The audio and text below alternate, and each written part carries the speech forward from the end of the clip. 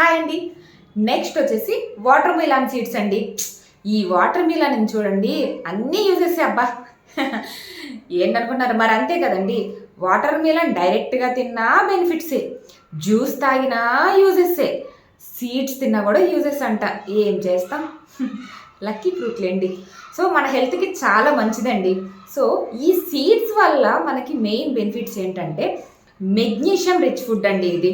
So ఈ magnesium వల్ల ఏంటంటే స్లీపింగ్ ప్రాబ్లం ఉన్న వాళ్ళైతే క్యూర్ చేసుకోవచ్చు. అండ్ నెక్స్ట్ వచ్చేసి ఇంప్రూవ్స్ మెటబాలిజం.